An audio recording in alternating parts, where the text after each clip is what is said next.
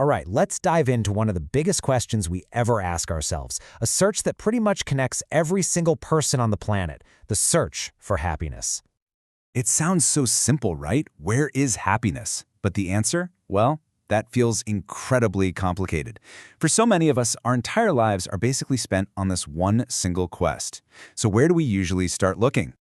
Well, for most of us, that search starts outside of ourselves. We're kind of taught to believe that if we can just fix our external world, if we can just get all the pieces in the right place, then we'll finally get a hold of that joy we're looking for.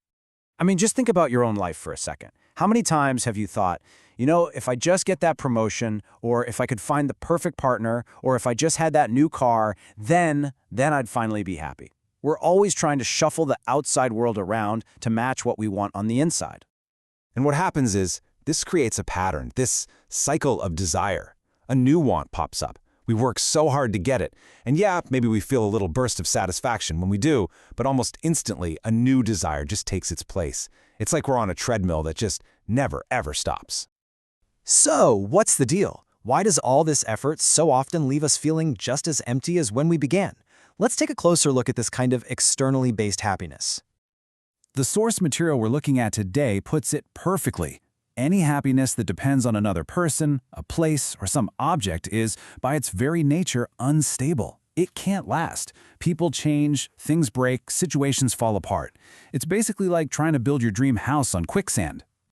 This whole cycle is just captured brilliantly in a quote from our source. A person divorces because of life experience. They remarry because of life memory. Get that? We leave a bad situation because of the real, painful experience, but then we jump right into a similar one because we're chasing the memory of a past joy, just hoping this time it'll be different, without actually changing our approach. There's this fantastic old story that just perfectly illustrates this whole human mess. It's the story of the musk deer. So picture this. Deep in a forest, there's this beautiful, intoxicating smell that just fills the air. It's mysterious, it's captivating, and it seems to promise some kind of ultimate delight.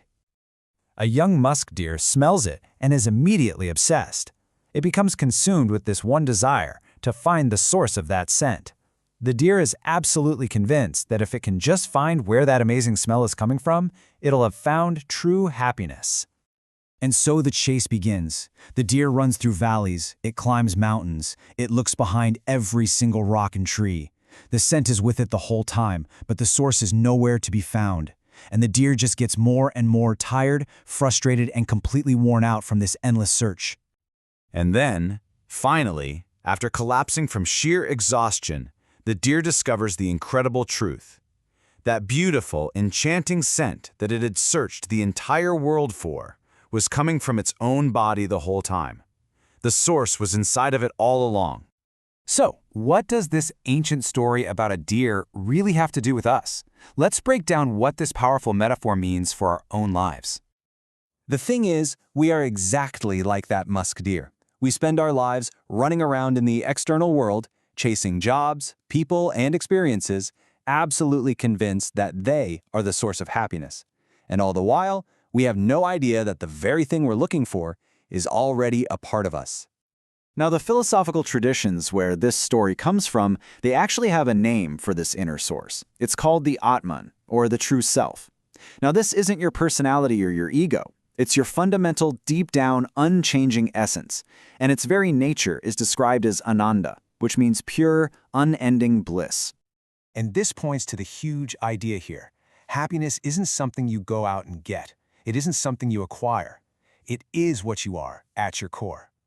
It's not a fleeting feeling that comes and goes. It's the quiet, constant background of your very being. Wow, that's a really profound shift in perspective, isn't it? But it brings up a really practical question. If this happiness is already inside us, why don't we feel it all the time? And, how do we start to access it?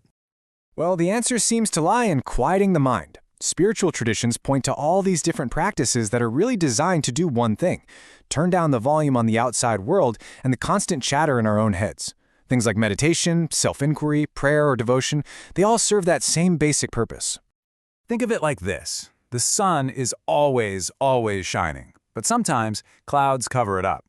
These practices, they don't create the sun, They just help the clouds of all our desires, our anxieties, and our distractions to kind of move along, revealing the brilliant sun that was there the whole time.